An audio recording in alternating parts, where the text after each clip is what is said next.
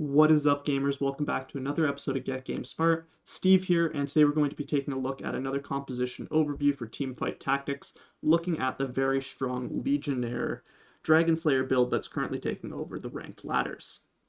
So here is a quick look at the composition. There are a few different compositions that are going around right now. For example, there is a 6 Forgotten version of this, as well as a 4 Legionnaire version. That being said, with the state of how strong Dragon Slayers are in the current meta, the 4 Dragon Slayer 2 Legionnaire version is by far the best version of this composition.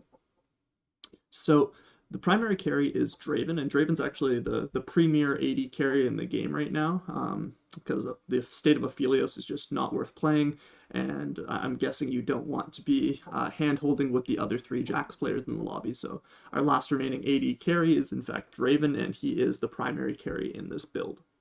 So as far as itemizing the Draven, the only item that you have to have, I would say, in order to play this composition is the Last Whisper. And the reason that the Last Whisper is so good on Draven is that, unlike Aphelios, Draven is a single target AD carry. So Aphelios hits 4 units with his ultimate, Draven is only hitting 1 dude. And if he gets stuck on a super strong, super tanky frontline that has just a bunch of armor, then your damage is just going to come out too slowly since Draven isn't putting any damage out into the backline. So basically you need the Last Whisper on him just to prevent him from getting stuck on a tank and making sure that your damage gets out fast enough. After the Last Whisper, I would say the second most important item is the Infinity Edge on the Draven as well. It's a super good damage item, guys.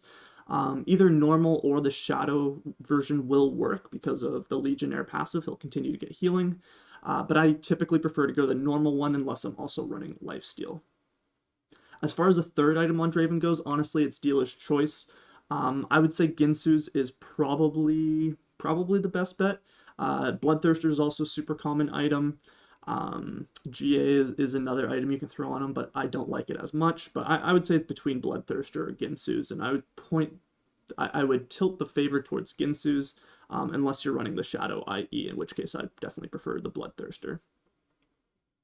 So as for the secondary carry in this build, that's definitely going to be the Mordekaiser. And what does Mordekaiser wants? This guy wants HP.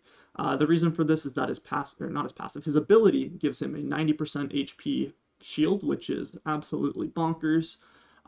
So yeah, this guy just wants as much freaking health as he can get. So Warmogs and Shadow Warmogs are kind of the ideas here. Hextech Gunblade is another really good item on Mordekaiser. That is probably one you've seen on him a lot.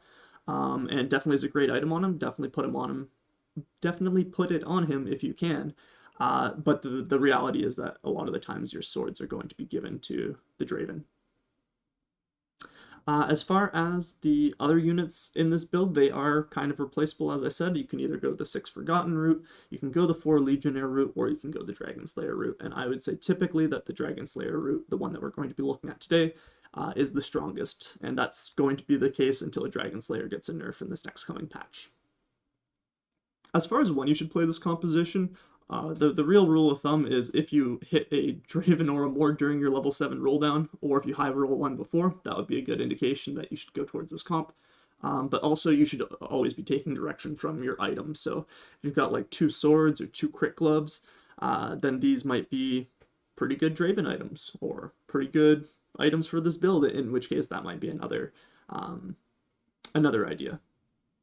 So in the early game, we want to be following our normal leveling patterns. That is, we're going to pre-level to level 4 at 1-4. We're going to pre-level to level 5 at 2-3. And all of this is basically just to give us a better chance of high rolling. So in this game, honestly, I kind of win the game because I high roll a Mord at level 5 at 2-7, and I've already committed to more Draven items, so I'm in a really good spot really early on. And obviously this isn't going to be the case for everybody, but obviously if you get this kind of direction early, you should capitalize on it in the ways that I'm going to be showing you.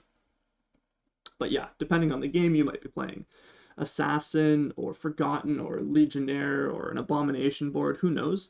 I think the most popular transition, and the one that I'm playing in the current game right now, is actually Skirmishers, because obviously it's good if you want to be playing the 4 Dragon Slayer version of this, you want to be getting your hands on an early Pantheon and Trundle anyways. Piloting the mid-game is pretty standard. In the example video, we do go to level 6 at 3-1 instead of 3-2, just because we are win streaking and continuing to lean on our early skirmisher board. So skirmishers, like I mentioned, are a super easy transition if you happen to get the early Pantheon, as the Dragon Slayer version of this composition is the best. But it's also really hotly contested because it's so strong. Like, everybody's playing Dragon Slayers right now. The actual really like crucial point about the mid game and piloting any composition throughout the mid game, and arguably one of the most important parts about the game, not just the mid game, is the level 7 roll down right now. So for players who might be having a hard time adjusting to set 5, especially players that did quite well in set 4.5, I think the biggest difference is the shift of importance from rolling down at level 7 versus level 8. Because in 4.5 we were always rolling down at level 8, and now the meta is such that we are rolling down at 7. So this is largely due to the rewards of pushing to level 8 being greatly diminished. In set 4.5, we had the benefit of hitting a required 4-cost chosen, which would instantly give us a 2-star version of a 4-cost champion that we needed in our build, and this would basically let us instantly stabilize our board. Like, we could go from lost streaking super heavily, we hit our Olaf, or we hit our Asol, or whatever chosen, and then we were off to the races at level 8, and the game kind of went from there. We don't have that luxury in set 5, so we have to stabilize earlier, and we can't count on stabilizing with these fluke rolls sort of thing. And at the same time, the state of legendary or 5-cost champions is pretty miserable right now. There's been just like nerfs after nerf to both like Voli and Heimer. We've got Kayle nerfs coming. I mean, Garen and Darius are both good units in their own right, and they bring, like, they're great tanks and add a lot of utility if they fit into your composition. But the reality is, legendaries don't feel that great right now to just, like, if you high roll one, unless it fits into your composition. I mean, Viego's maybe the only legendary that I'd think about really, like, splashing without any, like, synergistic traits kind of thing. So all of this combined with some pretty interesting statistical outlooks provided by Redditor TS80, where he kind of just, like, basically demonstrated the fact that we are more likely to hit our desired 4-cost carry at level 7 than level 8 if we were contested at all. This kind of leads us to the counterintuitive conclusion that if we want to survive to build stronger boards, we have to be rolling earlier, not later. All of this is to say basically that if you're having a tough time adjusting to this set, I'd really recommend you start looking to roll about 30 gold at 4-1, just to get yourself to the late game and ensure that you're hitting at level 8 every time. Because the game doesn't start at level 8 like it used to. It ramps up a lot earlier. Now that we have our board set up, let's talk a little bit about positioning. Draven's a 3 ranged attack damage carry, so typically we might assume he'd go somewhere on the 3rd row, like here, or here. Other players might think, oh man, he's my attack damage carry, he's really squishy, I gotta keep him safe, we better corner him, let's put him in the back corner. Both these ideas might seem intuitive, but optimal positioning rarely is, and after reading a guide by Lair, a challenger level player that's been spamming a lot of Draven, I've come to share this knowledge with you guys. And that is that the 2nd row is actually Draven's best friend. Yep, might be a little bit counterintuitive until we actually think about Draven's passive, but Draven's passive is basically a huge attack damage boost provided he's able to keep catching his axes, which basically means the less he moves, the more damage he does. And so if we put him at like this 3 range slot, or let alone this 4 range slot, he's at his max of his attack range, and he's very likely to have to move pretty quickly within the fight. So basically, if we're putting him in the 3rd or 4th row, we're just reducing the potential damage that he can do. So you do have to be a little bit careful not to stick him directly in front of super tanks like Rel or Pantheon. But if you can avoid basically putting him directly in front of their biggest tank, then this positioning is definitely going to pay dividends.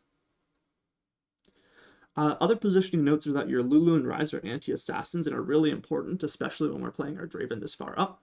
I like the Lulu butted up against the carry, and I like the Ryze either back in the corner here or in this position here. Viego I like on the same side as my Mord and Draven so that the CC target dies. Pantheon I usually like in front of the Draven with Trundle matched up with the priority tank target. Mord 2 I would say he can be frontlined as well, but when Mord is level 1 only, I typically like to prefer him in the 2nd row just so that he can stay a bit safer. And Diana I like on the same side as priority enemy carries typically, just to delay a the Vel'Koz ultimate, or pull a Kayle out of a corner or something. And that basically wraps up our positioning. In the late game, when we've got our build all in, the biggest things we want to be focusing on are our positioning. So specifically, we want our Draven to not be attacking a super powerful tank right at the start. So basically, if you're looking at their front line and you're saying, hey, is there somebody that's going to get in Draven's face and make his life bad? No? Okay, then it doesn't matter where he is, or if yes, then I want him on the other side of that person, right? This should be pretty easy to like see visually. You just look at who your Draven's attacking first, basically, and you'll identify whether you or not you've positioned correctly.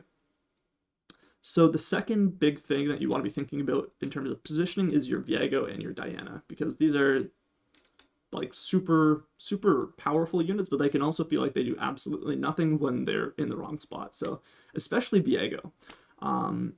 His CC alone can be like game changing, and if the damage spread is right, it can actually turn a close fight and make it a landslide. So, but he can also jump to the back and then just get CC'd and bursted down before he's able to do anything, and that feels really bad. So if you notice that happening, if you notice just him jumping to the back and exploding before he can do anything, then we actually have to think, well, we can't just leap to the back on the same side that their carry is and their whole clump is. But instead, maybe we should position on the offside so that our front line will take more of the initial aggression, so that our Viego can go ahead and get a cast off and whatever, and actually go from there. So these are just some things we should sort of be thinking about, so that we can have a successful game and place a little bit higher than top 4. And that wraps it up for today's video, folks. But if you enjoyed it, please do remember to hit the like button, hit the subscribe button. It helps tremendously, and you can always change your mind. Thank you very much, everybody, and have a wonderful day.